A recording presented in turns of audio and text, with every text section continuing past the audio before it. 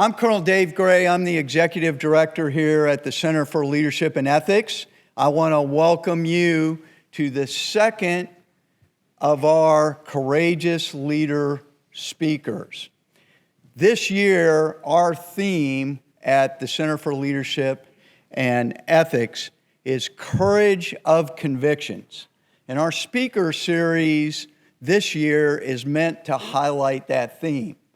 And tonight we have someone who certainly is going to talk to us about courage of convictions in spades. Tonight's speaker, Lieutenant Colonel retired Scott Mann, and the other veterans who joined him in an endeavor to try and save some of our Afghan allies that were left behind when the U.S. withdrew. That's going to be the topic of his speech, but that theme, courage of convictions, is what I want you to stick in your mind tonight about Scott's story. Scott Mann is a former Army Green Beret who served several tours around the world, including in Colombia, Iraq, and several tours in Afghanistan.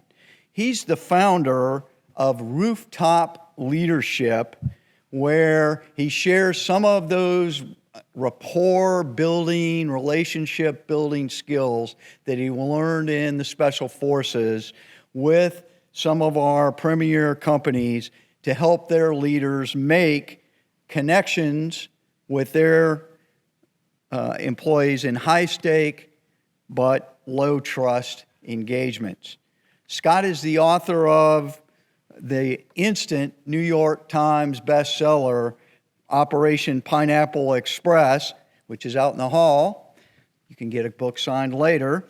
And he is bringing together the veterans under this rubric of Operational Pineapple Express in a 501c3, a nonprofit called Operation Pineapple Express Relief, which is helping to support the emergency needs of those Afghan allies, including a safe passage as well as unforeseen resettlement needs.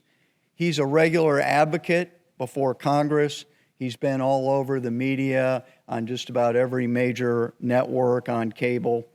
And he is also the founder of a second 501(c)(3). Scott's a busy man, called The Hero's Journey, where he is helping veterans, first responders, and their families find their voice and tell their stories about these harrowing experiences. Now, in his bio, I love this, being a special operator. It says that Scott is a warrior storyteller. And you're going to hear great stories tonight. He's also a playwright and an actor. Scott has brought his recent play called Last Out that explores the impact of the Afghan war on our veterans to film. Now, Scott says his greatest accomplishment is his family.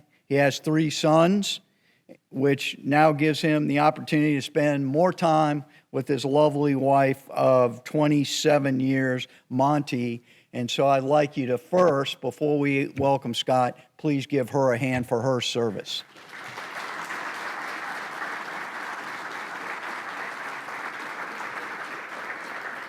So, ladies and gentlemen, please give a very warm welcome to tonight's guest, Lieutenant Colonel retired Scott Mann.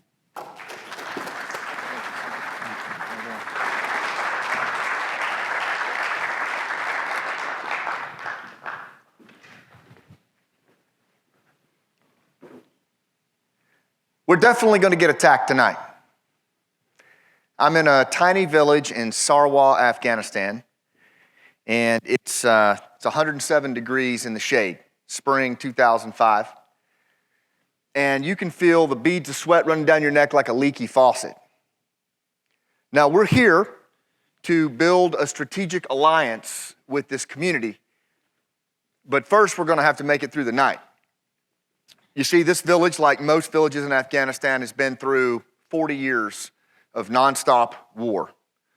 The community has seen so much violence that even the kids have post-traumatic stress. It's as if the entire collective civil society is in a trance-like state of what the anthropologist Green Beret Patrick Christian calls inescapable shock.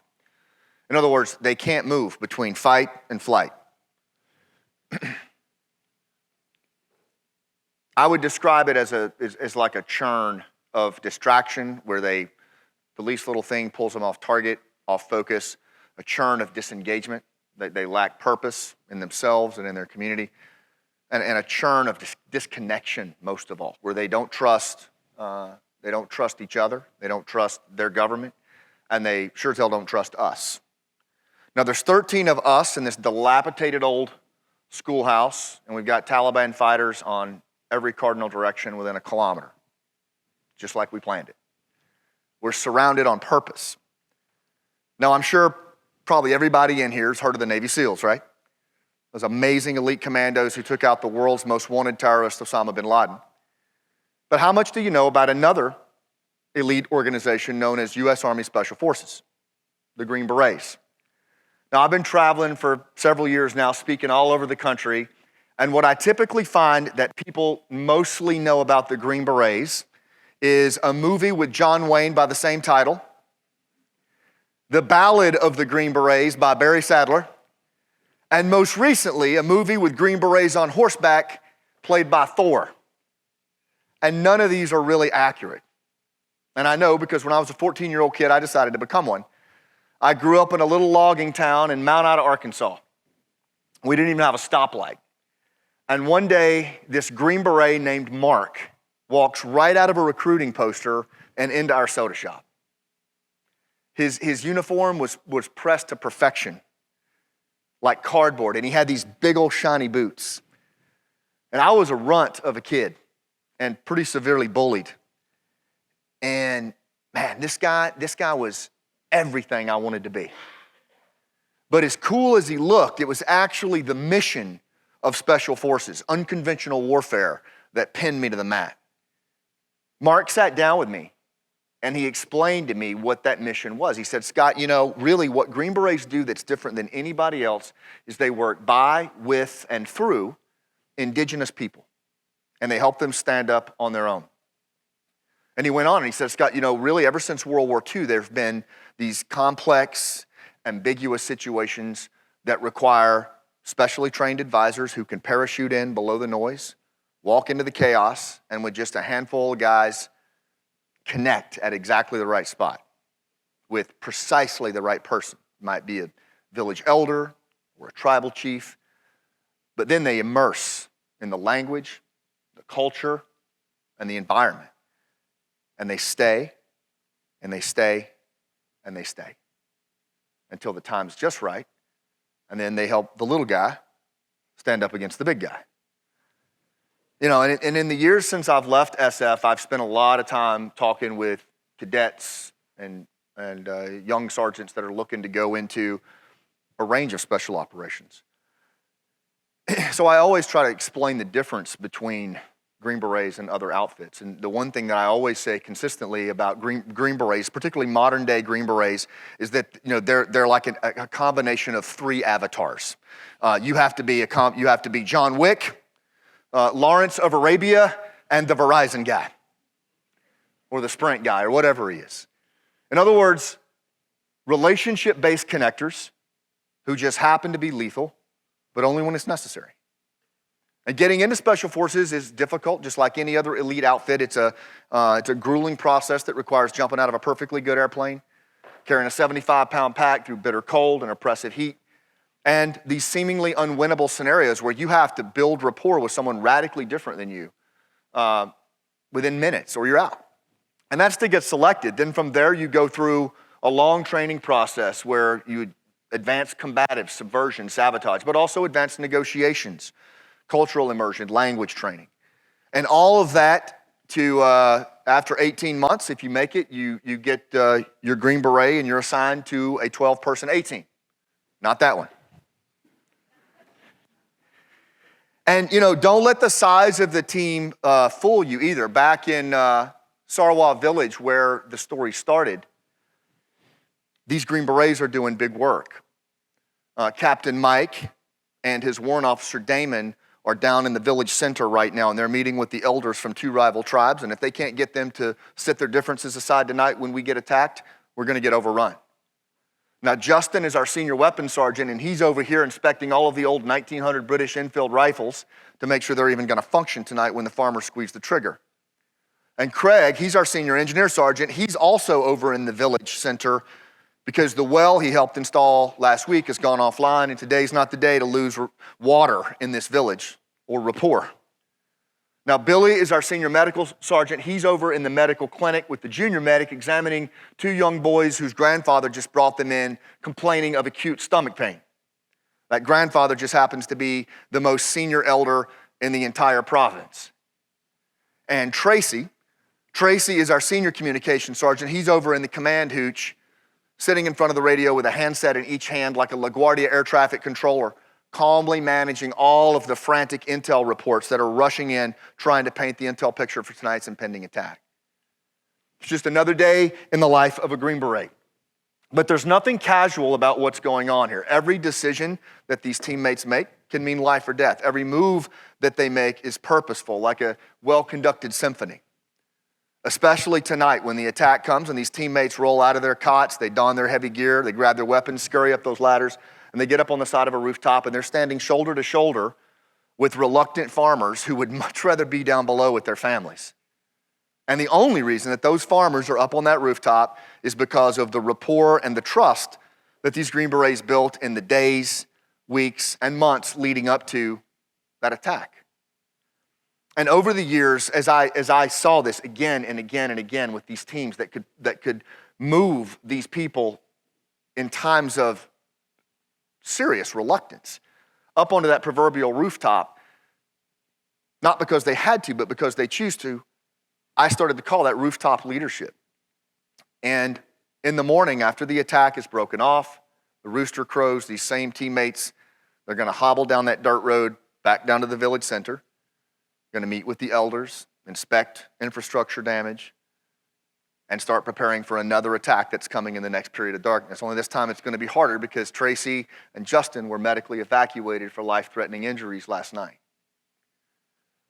People have asked me over the years, like, why would you sign on to do that kind of special operations work? I mean, it's hard enough to just focus on a complex enemy like the Taliban or Al-Qaeda. Why would you want to immerse yourself and work alongside people that most of the world has forgotten about? And, I don't necessarily have a great answer for that, particularly as I watch my oldest son go down the same path.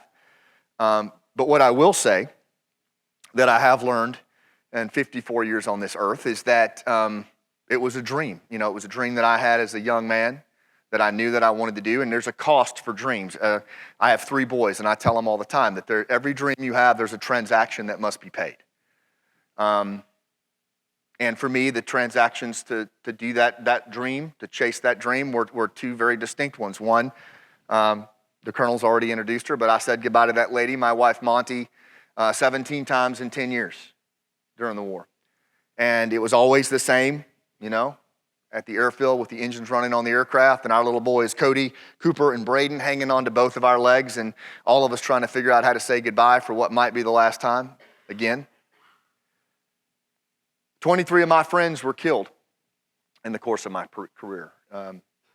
Pedro Munoz, Charlie Robinson, Vic Cervantes, Joe Price, Cliff Patterson, and 18 more.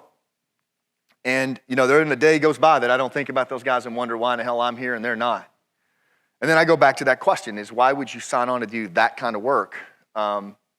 And the answer, comes into clarity for me because of those guys, and the ability to spend time with those guys. And also the buddies that I have that are still around, like that guy right there, Will Wiles. I don't know if you guys know him. He went to VMI, played baseball at VMI, was a pitcher. He was also a Green Beret. medically retired after losing both of his legs in Afghanistan in 2010 doing the Village Stability Mission. And I'm going to come back to him. I'm going to probably end the talk tonight on him. But it was because of guys like him that I joined up, and that I look back on it with the kind of fondness that it was like a little kid chasing a dream. Because guys like Will, they taught me how to read people. I mean, how to really, really read people, and then how to get below the levels of most human consciousness, and from that place to make connections that move people to take action that they otherwise wouldn't take. And that has served me in a lot of ways, even years and years after retiring from Special Forces in 2013. Most recently, in 2021, in a country that I really had worked very, very hard, in a war I'd worked very, very hard to put behind me and move on with a life kind of moving towards restoration and healing, I got sucked back into it like a lot of active duty members and veterans did in ways that we never expected. It all started in the spring of 2021 with this guy right here, Sergeant First Class Nezabuddin Nizami, or Nizam. So let me just tell you a little bit about him, because this whole thing with the Pineapple Express and all of the veterans and active duty members who got involved to try to help our partners, it really, for me, it came down to and started with this guy right here. So I want to tell you a little bit about Nizam so that you understand the depth of the relationships and the partnership that we had with them.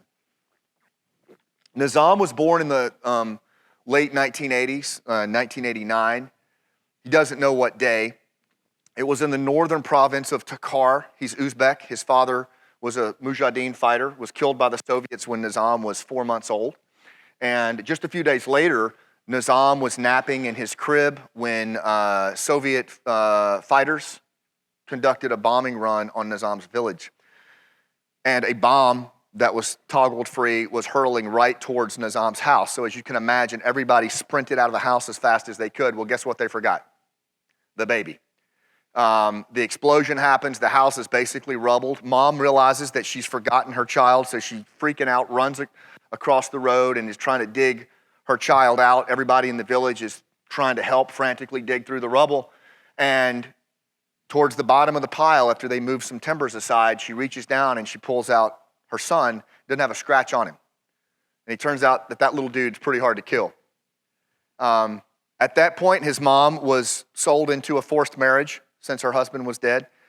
She was forced to marry a guy that was about 75 years old. He couldn't stand Nizam, so he had Nizam sleep in the barn with the animals, and he did that until he was 11 years old. And he ran away, and he lived on the streets of Tahlequan, where he worked for his food until September 11, 2001. The attacks of Al-Qaeda happened on the United States. He watched it on a television down in the market square on a black and white TV. And then not long after that, NATO forces were moving through the streets of Tahlequan and Takhar province. And not long after that, Afghan National Army forces, for the first time in his life, A&A soldiers were walking around patrolling the streets. They had pushed the Taliban out of the area wearing green berets, and they were recruiting. They were recruiting young men to join the A&A. Nizam, and they had a recruiting film that they showed in the village of Tahlequan. Nizam went in the afternoon and he watched the recruiting film 3 times in one day. Then he walked into the recruiter's office for the A&A wearing women's high heel shoes so that he could pass the height requirements.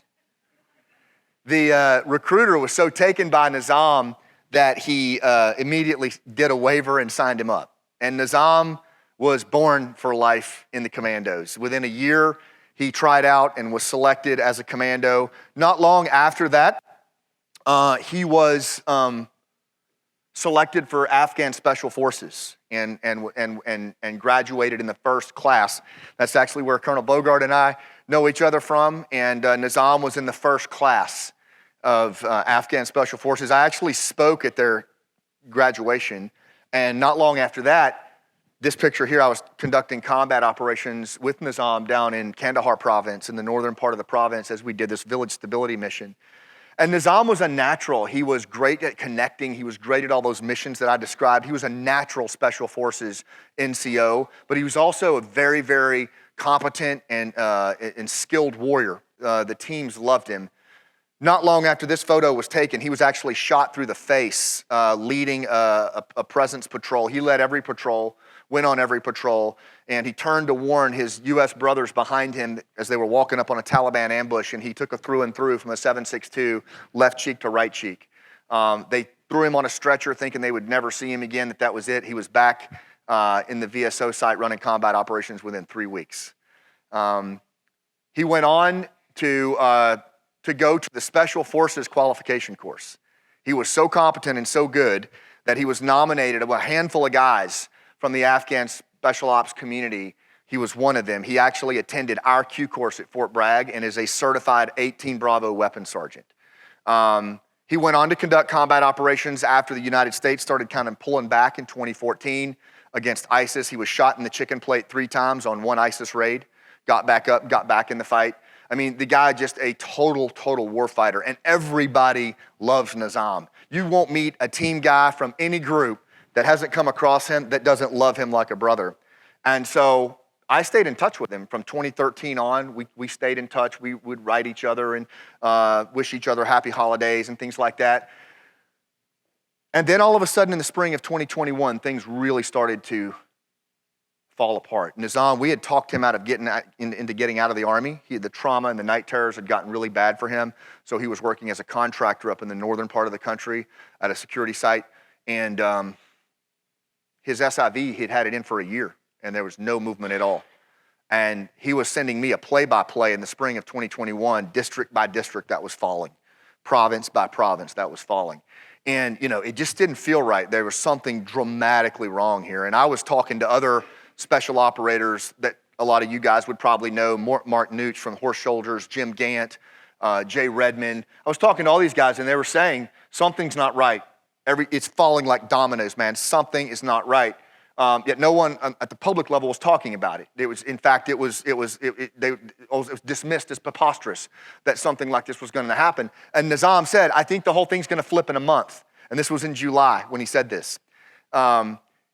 He was hiding in his uncle's house in Kabul, getting texts from the Taliban, and his uncle was about to throw him out as the Taliban closed in on the city of Kabul. And on August 15th, 2021, that's exactly what happened as we watched the Taliban move into the city in U.S.-made vehicles, wearing U.S. kit, carrying U.S. weapons.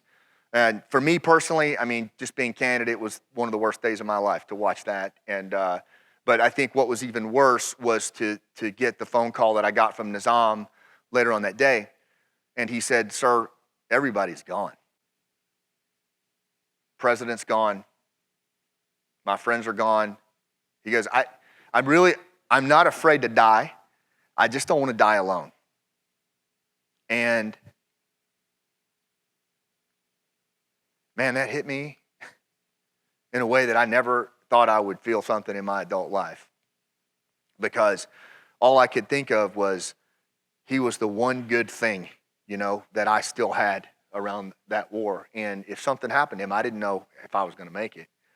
And so I said to him, and I kind of vaguely remember saying this, but I said, okay, Sergeant, listen up.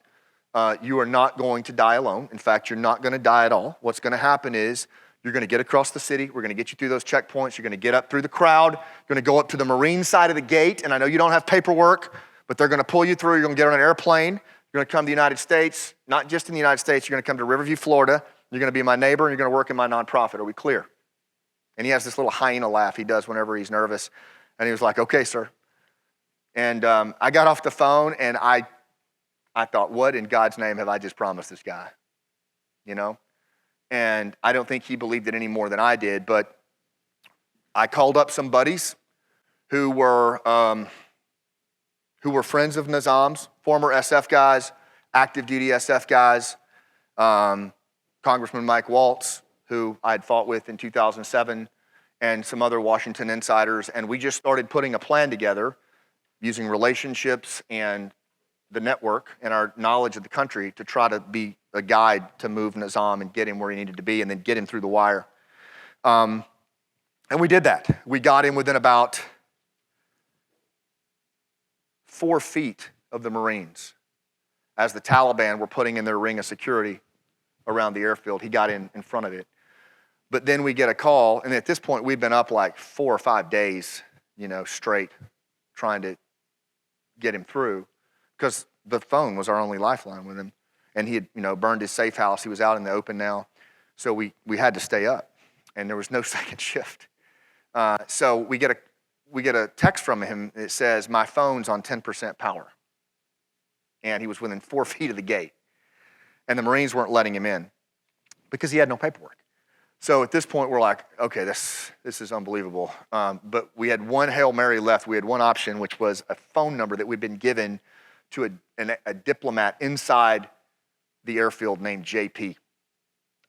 We didn't know him. We'd been given his phone number. And so we called him up. And as you can imagine, his phone was getting blown up, by everybody. But he said, look, you've got a minute. Make it quick and make it good. So we proceeded to tell him about Nizam. We proceeded to tell him about the backpack man that had, run away from home at 11, joined the A&A, Commando, Afghan Special Forces, Q course, shot through the face defending U.S. troops. Like, he's 4 feet from your perimeter right now, and he's going to be swinging from a lamppost if we don't pull him in right now. And so the guy on the other end of the line, JP, he gets real quiet, and he says, I was a Green Beret before I was a diplomat. Got to take care of our own. Okay, so here's what's going to happen. They're going to throw your guy out if he doesn't say the code word pineapple. So have him say pineapple right now. So we're on the phone. We're like, dude, say pineapple. And Nizam's like Mr. Cool. He doesn't ever like to make a scene. You know what I mean? With his sensibilities and things. So he walks up to like this bearded special operator. Excuse me, sir. I'm the pineapple. You're the pineapple? I'm the pineapple. All right, man. Walk down through that corridor right there. We'll get you on an airplane. And the next thing we know, we got a selfie of Nizam on the other side of the wire, and he had made it through. And I can remember I was in my driveway at the time, and I just collapsed in the driveway. It just all kind of flooded in. And Monty thought that something bad had happened to him, so she came running up, and I said, no, he made it through. And I thought that was it. I really thought that was it. Okay, we got him out and can move on with my life again. And all of a sudden, my cell phone just started blowing up with buddies from Ranger Regiment, from the SEAL teams, from 7th Group, 1st Group, 3rd Group. Hey, I heard Nizam got out, man. You want to work together? And, hey, I've got 3 NMRG I'm working. Hey, I've got 2 Terps I'm trying to work. Hey, I've got Casca Tejas, 20 of them. And I just kind of looked at Monty, and she was like, all right, I'm going to go start supper. And that began the next phase of that journey for us, of that, whatever that was, that experience on 19 August. And for the next 5 or 6 days, we built a group called Task Force Pineapple, using a signal chat room and then individual rooms with all the different Afghan partners that the shepherds were working, as we called them. And over the course of 5 or 6 days, we were able to move between 750 to 1,000 commandos in MRG and other at-risk Afghans and their families off the airfield and into the United States. And, that was, the journey that was the Operation Pineapple Express or Task Force Pineapple. And, as much as I'd like to tell you what a success story it was and how, great it went, the reality was it was a drop in the bucket for the number of Afghan partners that were left behind. Something like less than 1% of the SIV eligible individuals got on the airplanes. And as far as the Afghan commandos, special forces, the most at-risk, most vulnerable of all, there were 30,000 of them, and maybe a couple of grand got out and their families.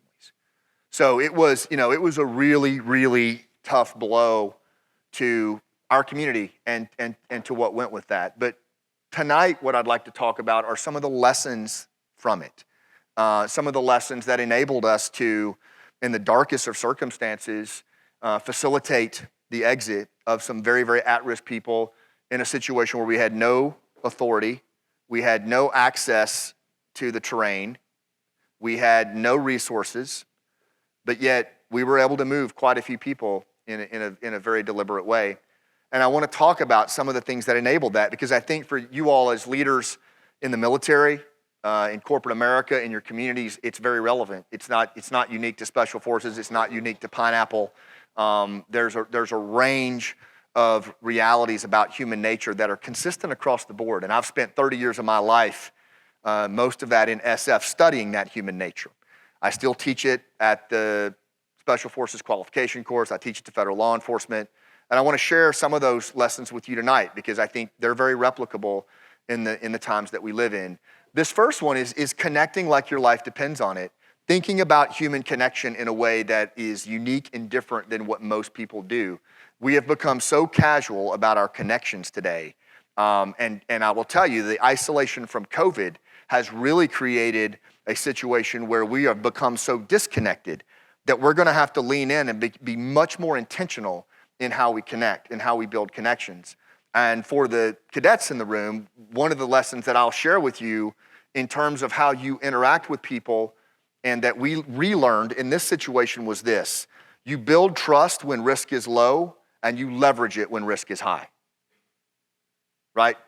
If you look around the society today, most people do the opposite. They try to build trust when risk is high. Hey buddy, what's going on? And we can smell that crap a mile away, right? It doesn't work. Social capital is the greatest asset on the planet. Relationships in times of duress and low trust are everything. But that trust, that social capital, is built when risk is low. You pull the lever when risk is high and when things fall apart. And it's one of the hardest things in the world to do is to be deliberate and intentional and incremental in the ways that you build your relationships. But what I would ask you to remember is the relationship is the asset. And if you build that trust when risk is low, you'll be able to cash it in when risk is high. The other thing that I would say for human connection and a lesson learned from all of this is in every engagement that you do, every negotiation that you do, every influence situation that you're in, whether you're briefing your commander or whether you're sitting down in a village elder shura or working with a partner force or talking to your platoon, make a human connection first. This is another thing that we have become so transactional in how we operate. We've become so dependent on short-form communications and agenda that we're not making human connections. We are not establishing initial rapport. And the reality is of human nature is most people are not gonna come along in any capacity until a human connection is made first. It might be a handshake, it might be asking about their kids, right? It might just be eye contact. It's different in every situation, but if you're switched onto it and you're looking to make the human connection first, it's palpable. It's like the click on a safe. When you get the combination right and you hear that metallic click, that's that human connection. And then you just hold that, then pursue your transaction. And it takes a little bit longer, but the payload is enormous in terms of authentic influence and how you lead people. And again, in any situation. So I'll start with that. That's one of the biggest lessons that I learned out of Pineapple is connecting like your life depends on it, getting more intentional about it, building trust when risk is low, and always making a human connection first in every situation. Okay, that's the book there. Hopefully we can talk about it more after this is over with here. The next one, and this is foundational to how we lead in a society today. I talked about that churn of where people are so distracted. The average attention span of an adult human in the West today is 8 seconds, right?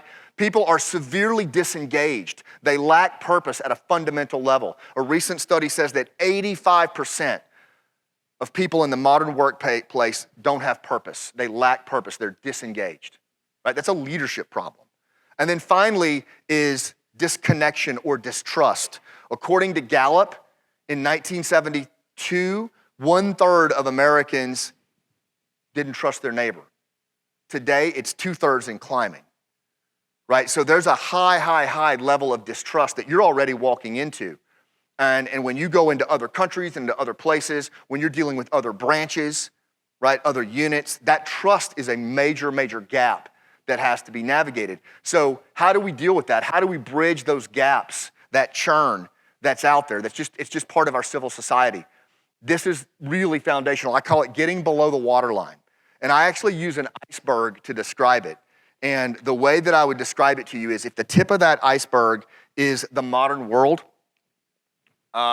and up here, and then below the waterline is the traditional world, right? So the modern world is where we all live. It's VMI, it's Lexington, Virginia, it's Richmond, Virginia, it's the places that you all hail from. It's the modern world. It's also all the problems that come with the modern world. It's the COVID isolation. It's the Zoom fatigue from remote meetings that we have. It's the supply chain issues. It's all of those things that press on us in the day-to-day. Right? It's also getting to class on time and binge watching Yellowstone. Like, it's all of the things that we know and understand about the modern world. But what I would say to you is, the reality is that's only about 25% of who we are. It's only 250 years old. The rest of our human nature, of that iceberg below the waterline, is a primal creature. Right? We hail from the hunters, the gatherers. Our ancestral roots are still very much with us. Jared Diamond, in his book, The World Until Yesterday, award-winning anthropologist, he says that the world is far more traditional than it is modern. Adam Ghazali, in the book, The Distracted Mind, he says we are ancient brains trying to make sense of a modern world. The point I'm trying to make here is what's below the waterline in our nature is 250,000 years old. Right? And that creature that exists below the waterline, that's where the opportunities are for you to lead, to make connections and do things in a way that most of civil society is not going to do. It was the same kind of thing that we had to do with pineapple. It was the same thing that we had to do in the villages of Afghanistan, is getting below that waterline and connecting with that, understanding that primal creature that you're dealing with, right? And whether it's in the United States or Afghanistan, it doesn't matter. Most of us are just well-dressed Neanderthals. And what that creature is below the waterline is a meaning-seeking, emotional, social storyteller who struggles. In other words, we're a mess, right? I know 3S is my Arkansas public education there. But I want to talk just a little bit about those, because that acronym, I think, can help you in both as a lens and how you see the world, how you navigate the world as a leader, but also in the levers that you pull in moments of connection, right? In terms of meaning, we're the most meaning-seeking creatures on the planet. We assign meaning to everything that we do. And what I'm seeing today in the tip of the iceberg world is there is a real absence of meaning and absence of purpose. Simon Sinek is absolutely right. People don't buy what you do, they buy why you do it. And there's a reason in our mission statement that it is very simple: task and purpose. What and why. And my experience in my years in the military, and I think most of my peers that served alongside me would agree, is that the American warrior will follow you to hell and back if they know the answer to one simple question: why? But yet we seem to leave it out of so much these days. So paying attention to meaning is a really important thing in this trust-depleted society. The next thing is emotion, right? We are emotional creatures. We navigate the world using emotion. But the reality is we are so distracted from, or so disconnected from emotion, it's causing us to show up in a sympathetic state all the time. Our nervous system kicks into a sympathetic state of fight, flight, or freeze whenever we feel like there's a threat. That's what our emotional system does. That's what the limbic system is designed to do. But the problem is, in the modern world, like, it's supposed to happen when there's a saber-toothed tiger in the bushes, or when you're Nizam walking up on an ambush. It's episodic and it's quick. But most of us now are existing in an aroused state of high emotional activation all the time. And we're staying in this fight, flight, or freeze mode all the time. So people's emotional temperature is in the red all the time. So you all as leaders, when you go into these different places, you need to understand that emotional temperature is everything.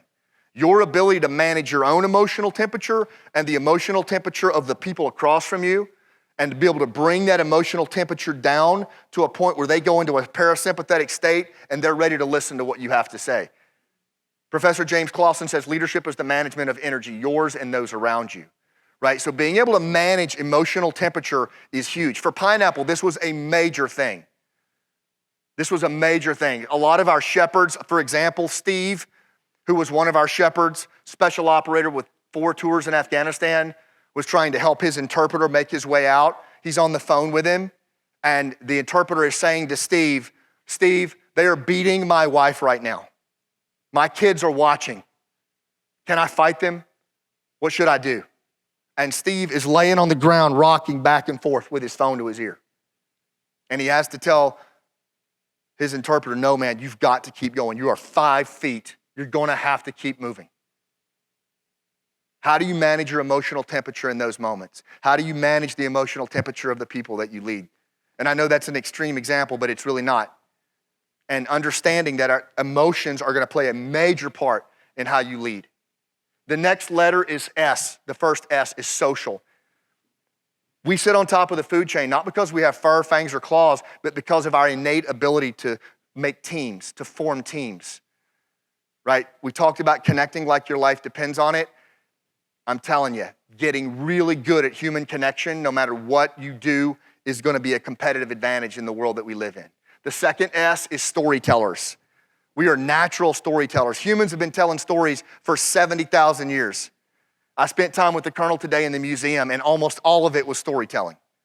We spent the entire day him telling me stories about VMI and its history. And I bet you I could recall almost every bit of it, because story activates long-term memory. It provides meaning and context. The brain has a mandate to make sense of the world, and storytelling allows other people to make sense of your message. There's a recent study by David Phillips called Death by PowerPoint. And what Phillips found was that 90% of your content in a PowerPoint deck is forgotten 30 seconds after you say thank you for your time, or this concludes my briefing, because you're engaging working memory. Storytelling engages long-term memory. It's how we're actually designed to communicate. I'll talk more about that in a second. And then finally, struggle. Struggle is when the brain has to build new neurological pathways to make sense of the world. When it's faced with new challenges, it has to build new neural pathways. That clunky, terrible feeling that you have, or when you're a rat and you're trying to learn all of those different things, that by definition is struggle. It's a biological necessity. And how you lead your people and how you integrate struggle into what you do is essential. A lot of leaders today are not talking about struggle at all. They try to just dismiss it. Integrating struggle, the best leaders I saw in combat, like Colonel Bogart, they always talked about the struggle, always. Because it's part and parcel of what we're all going through. And if you omit it, it's very difficult for people to see you as relatable. So that's the acronym MESS. That's getting below the waterline. And there's just a couple of other lessons from Pineapple that I'll share with you. But if you use that meaning, emotion, social, storytelling, and struggle as both lenses and levers as you kind of navigate the world, I guarantee you're going to get a competitive edge. Because most people will not do that. And that's where people live. That's where people live, especially in times of low trust, especially when emotions are elevated. This kind of stuff is what people are hungry for. All right.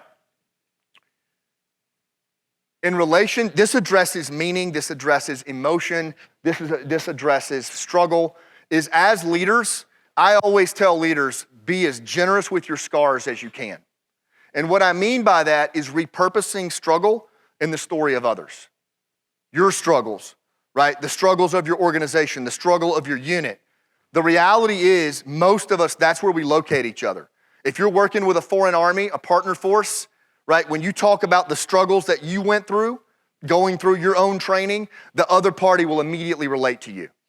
The body, bless you, the body armor comes down and they're able to connect.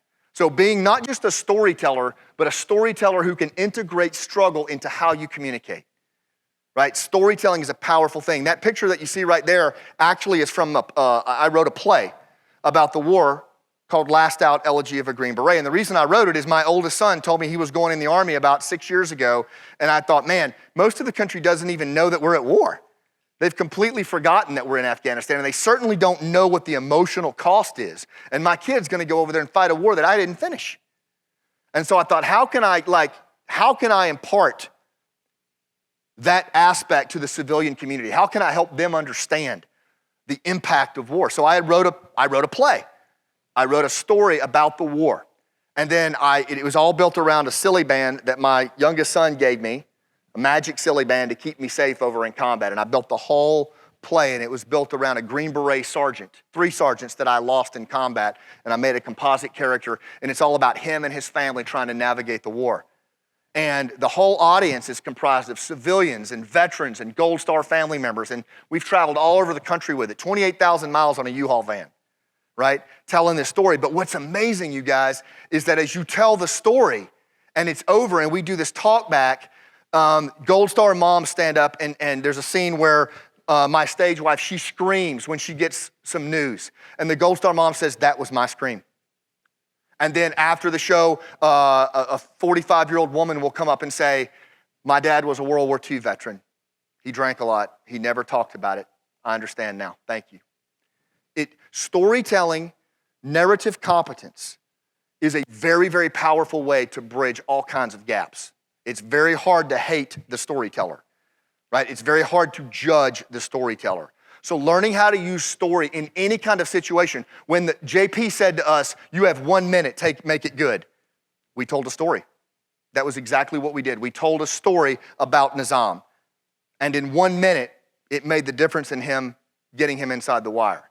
So narrative competence, the ability to be generous with your scars, is so important, so important. I'll throw this up there. This is where we're doing the play. I'll throw it back up at the end too if you guys want. But we're gonna be touring the country, and hopefully you guys can make it out to see one of them, because it's a powerful show. It's an all-veteran cast and military family members in the play. It's also on Amazon Prime. The final thing I'll talk about is what I call leaving tracks. You know, when I had to make the decision whether or not I was gonna get involved with Afghanistan, you know, it meant I was gonna be going against a lot of general officers who were mentors to me, who were like fathers to me.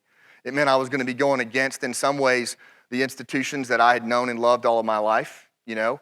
And I asked my dad, this guy right here, my hero, who always talks about leaving tracks of legacy in life, and he taught me that. And I said, "Dad, who am I to do this?" And he said, "Who are you not to do this? You know, if you don't do this, you're gonna regret it for the rest of your life, because you're gonna be on the wrong side of history." And so for all of us, we have to make decisions throughout our life about the tracks that we're gonna leave, about the legacy that we're gonna leave, and the impact that we're gonna leave. And what I would say to you is, it has nothing to do with rank, it has nothing to do with experience, it has nothing to do with socioeconomic status or perceived power, right? It has to do with the indelible impressions that each of us leaves in the earth that serve the people, not even those around us, but the people that follow us. It's our legacy. It's the wellspring of leadership. And I told you that I was gonna come back to this guy right here, you know, and the colonel today, Keith, really shared with me some very, very special stories about VMI cadets. And it just hit me hard. You know, the John Daniels story and others, Justin Sapp. But, you know, this kid right here, he's a kid to me. You know, he was one of the finest combat officers I ever knew. When they were in their fire base in Afghanistan, they had to fight their way out of their fire base every day. And Will was always the first guy out of the gate. And he always had this amazing attitude, this always can-do spirit. And on the day that he lost his legs, he was thrown 20 feet in the air. And when he landed, they put him in the chopper, and the medic said to the pilots, "If you don't get him there in a couple of minutes, you're gonna lose him," you know? And according to the sergeant major at Tarin Kowt, the field hospital, when they flew him in, the pilots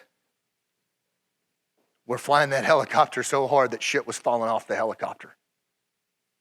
And when they brought Will in, I was there waiting on him, and the chief anesthetist came out to me after hours and hours of working on Will, and he said, "I've never seen anybody like this. I have never seen anybody like this. He died on that table I don't know how many times, and he kept fighting."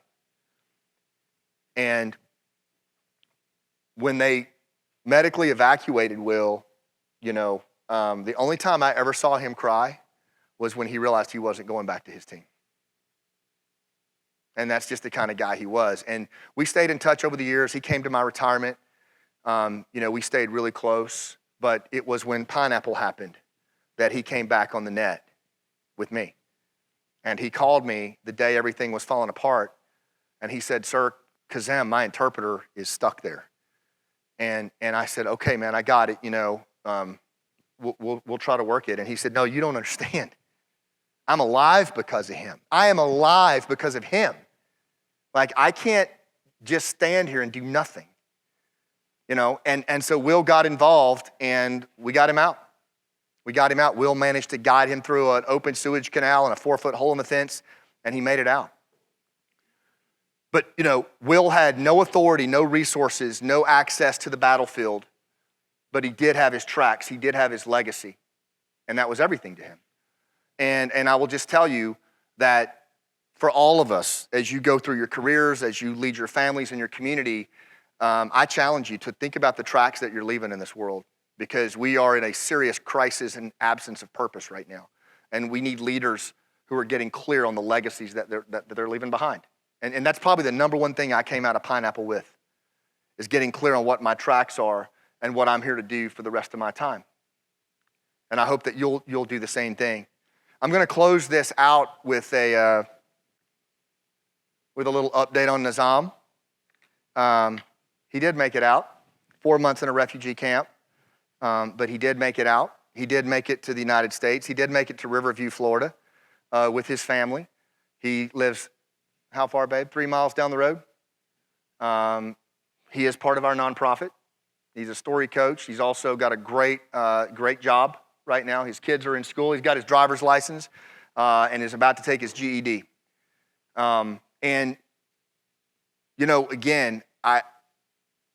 I thought I was talking to a dead man walking when all of this happened.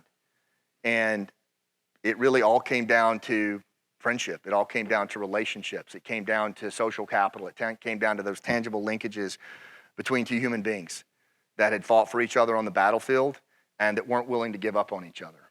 And there's nothing special or unique about that with me. There were thousands of people who do that, including this guy right over here against the wall and a lot of other people probably in this room. But the power of our partnerships, the power of our friendships, the power of relationships and connection is absolutely everything. So I hope that you guys will build that trust when risk is low.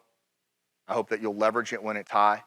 I hope that you'll be generous with your scars, repurpose your struggle in the service of others, look for opportunities to be the storyteller when it really matters, and definitely look for opportunities to leave your tracks in everything that you do, because that's what the world needs more than anything, is leaders who understand why they're here, who are making meaning out of their lived experiences, and who are leaving a legacy for the rest of us. So it has been a real honor to be here with you guys.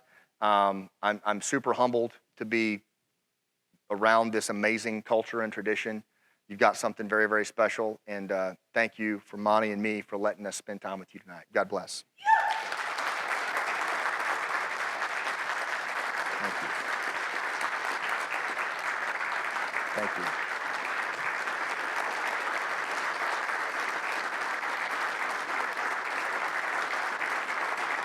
Thank you.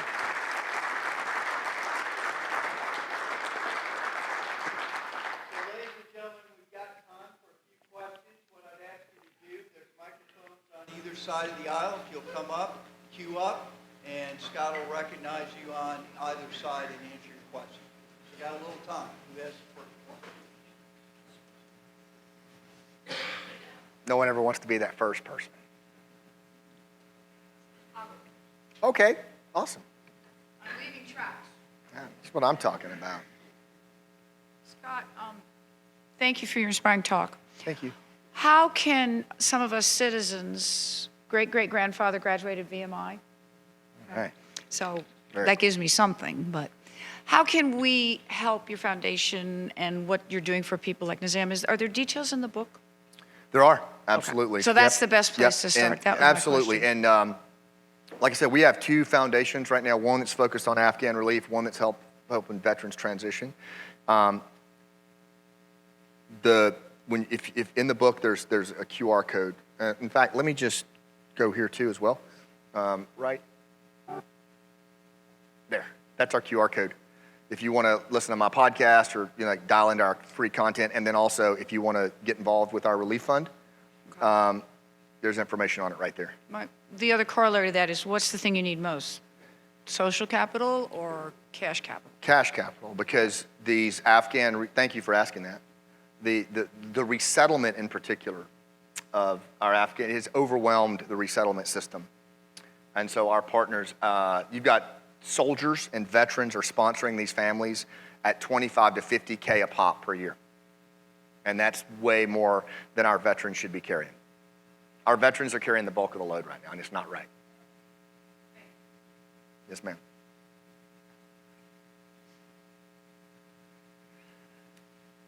Evening, sir. Cadet Nick Schaefer.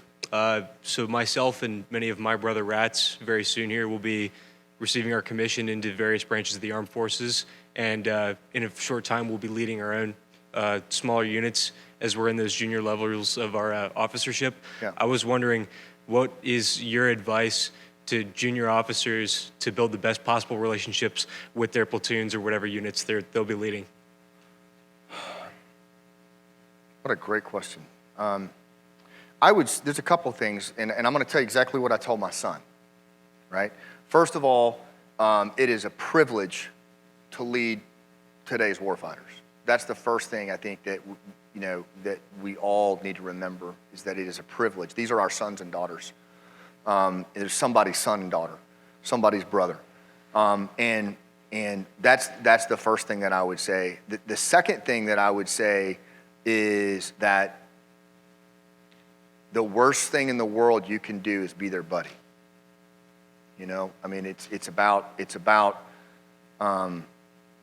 really focusing on the mission and doing the hard right. All those things that you guys learn as rats, we were talking about this today, right? Colonel Bogart in the room, we were talking about how the things that you have to do when nobody's looking, but they're looking, right? And the reality is, every single one of those things, do that. You just do that, and everything else will work itself out. I guarantee it. If you do what you're taught in those situations that you're learning as a rat, that is exactly what your soldiers, Marines, airmen, Coast Guardsmen, sailors need. And it'll save lives. I hope that helps. Yes, sir. Thank you. Yeah.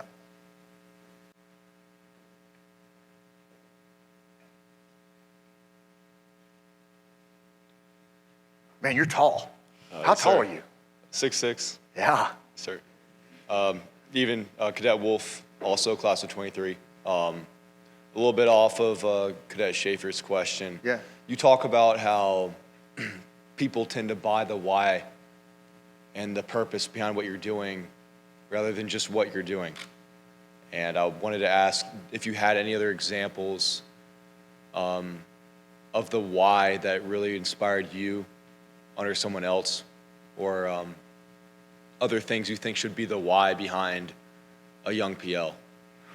Yeah, first of all, let me throw science and then a vignette at you, right? Because we all hear this why thing all the time. So let me just kind of throw the science at you. And this is from Ivan Terrell in the book, The Human Givens. And Ivan is an organizational psychologist. And what he says is that the brain is a metaphorical pattern matching organ with a mandate to make sense of the world, right? So the brain is constantly under a mandate to make sense of things. And so our ability as leaders to enable other people to make meaning out of whatever that lived experience is in that moment is generally going to lead to levels of reciprocity and accelerated connection and trust, because it allows that other person to make meaning and move. Right? So the science behind it is really solid, and it really is the last couple of years of neuroscience, okay? I will tell you, for me, one of the most profound examples of that I saw was when we were doing village stability in 2010, and we were trying to get into the area of Maywand, which is a very contentious area. And there was an elder named Hero Jabbar that we were trying to get to go back to that village and lead. And he asked me in front of all the elders, because I was really good at getting into those villages, and I started to believe my own press. And he asked me, "Why are you here?" Why are you doing this? And I didn't have an answer for him. I'd been in that country 4 damn tours, and I didn't know why I was there. And he left. He adjourned the meeting, and it was a few months later that I saw him again at a tribal elder conference.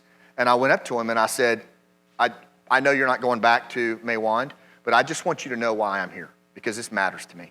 I said, my best friend and Ranger buddy was killed on 9/11/2001 in the Pentagon, and I spent 10 years of my life trying to avenge his death and walk down every bad guy that had something to do with it. And in doing that, I forgot who I was as a Green Beret, and we've created a situation in this country right now where we're not connected to the communities like we should be, and now we have a chance to get it right. That's why I'm here. And yes, he goes, Mr. Scott, I think it's time we go to Maywand. And the next day, in a Toyota Corolla with saran wrap on the side of the car, into Maywand he went, and he set in place one of the most effective village stability sites I've ever seen. And it came down to the why of a guy that he didn't even really know or trust, but he needed to know it. And I think that is the case more often than not, is that people need to know why we're doing so, why you're doing something. Why do you do what you do? Why are you PL? Why are you in the infantry? And if we're not ready to answer those questions, it's probably gonna affect us. And even if we don't get asked the question, you physically embody that. When you know why you're doing something, you have a different physicality. You present yourself different, your intention is different, and people pick up on that, particularly in low trust situations. That was a long answer, man, I'm sorry. Yes, I hope sir. that No, was thank helpful. you. Thank you. Okay.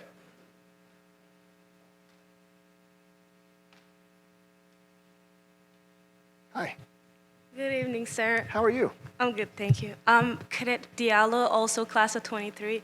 My question was kind of follow up on what you talked about at the end about making a decision that was hard, and some of it kind of going a little bit against some of the people you knew before who had other goals during this mission, during this time of evacuation, kind of carrying it out because you felt like you had to do it. Yeah. So my question to you is, if you were not retired and you were still in active duty, let's say, would you have still made the same decisions given that those general officers have different mission goals in this scenario? Wow, that's a great question. Thank you. So here's what I'll tell you, is I retired in 2013. I was a lieutenant colonel, and I was a battalion command select. I was selected to command a battalion.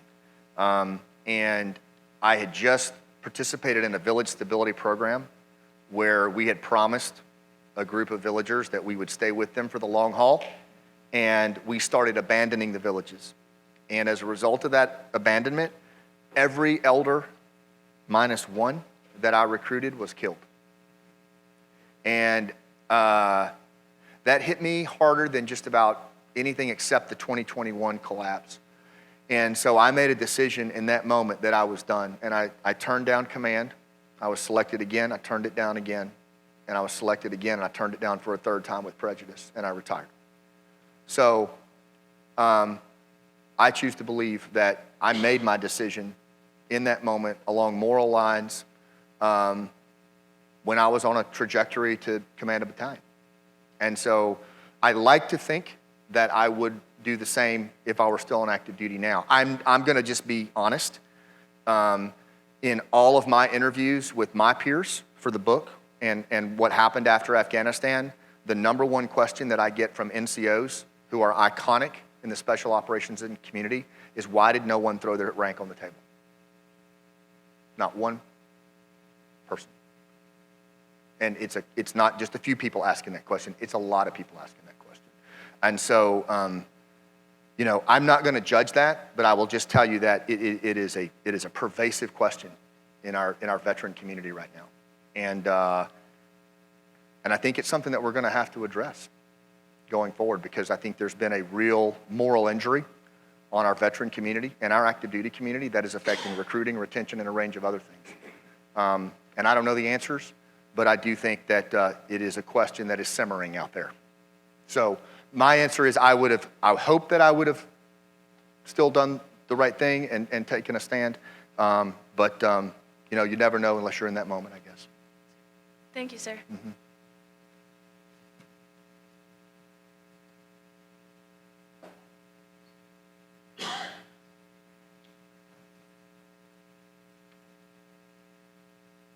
Good evening, sir. My name is Phil, class of 2003. Hey. I'm a federal officer. I've been in Afghanistan 3 years on the ground and 11 years of my total career supporting that mission.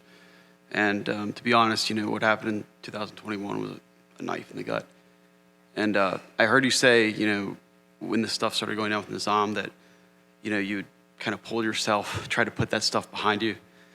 And then when that hit you and you realized you had no choice but to move forward, obviously I know that had to be emotionally trying. Can you talk a little bit about how maybe you use that to turn it into a positive emotional connection, because you're still dealing with these issues here at home today? Yeah, how are you doing? Good. But I have to, I still work for the federal government, so I've just reallocated my passion into, Yeah. Other things. It terrifies me when I have to retire in 8 years. So. I mean, yeah. And make sure we stay in touch, because it is a big move. And that's for all of us. We got to look in on each other, I think, as we move into these different chapters. But all I would say is, for me, I had a really crappy transition from the military.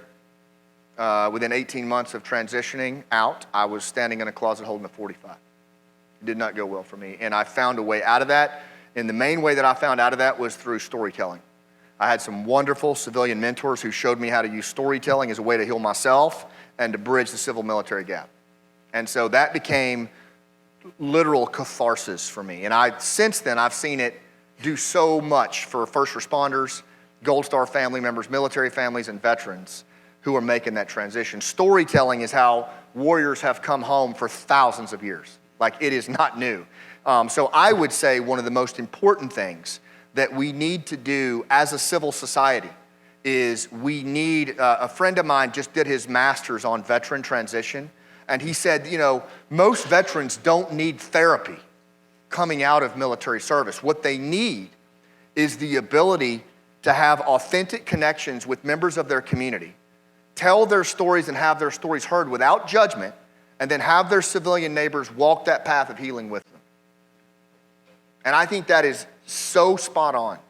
And I think that's what we need more of, is more engagement, more storytelling, more narrative exchange.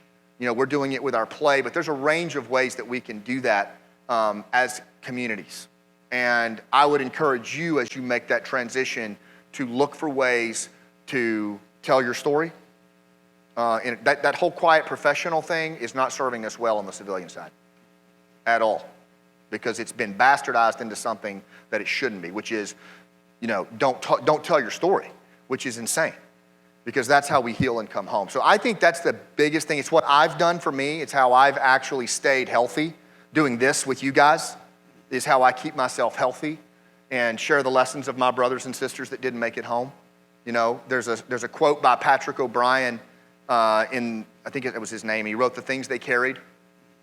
And it says, stories are for those late hours in the night when you can't remember how you got from where you were to where you are now. For when memory is erased and there's nothing left to remember except the story. And I think that's the essence of how we come out of this thing. Thank you very much. Yes, sir. Sir, Cadet Kavanaugh, class of 23, I just want to express our appreciation for your service to the nation and for being here with us tonight. My question, I see the 10 million in 10 years goal for your organization. Where do you see yourself and your family in 10 years, personally, emotionally, spiritually? What's one of your own personal goals within your next kind of chapter of life? Thank you for that. What do you think, babe? 10 years. I laugh with Monty. My family all comes from the Appalachian Mountains. And I always laugh with Monty. I'm like, one of these days, I'm going to put that ring on and I'm going to disappear like Bilbo Baggins at his birthday party, man. I'm just going to poof and I'm going to be in the mountains. I mean, honestly, for the rest of my life, I hope that I am immersed in storytelling. And I have the term for it that I call narrative competence. It's the ability to use stories, purposeful stories in real time to meet your goals and the goals of others. And I've just fallen in love with it. But from the stage, from theater, from speaking, from teaching young officers and NCOs how to tell their story for impact and influence, to helping Gold Star moms and sisters tell their story, or suicide survivors. It is when I'm at my healthiest and happiest is when I'm doing story work. So I hope I'm doing that, and I hope that I'm doing it in ways that are impactful and training other storytellers, honestly. I mean, there's nothing else that I really care about other than that beautiful lady right there. And she travels with me while I do it, so it's all good. Thank you, sir. Appreciate it. Thank you. Anything else? Thank you very much for these important lessons that you shared with us tonight on what the power of building relationships, connections, and most importantly, trust Yeah. can have to you and who you lead around you. Thank you. So on behalf of the superintendent, via my core cadet faculty and staff, we would like to present you this gift as a token of our appreciation. Oh, thank you so much. Wow. Thank you. Thank you. Thank you.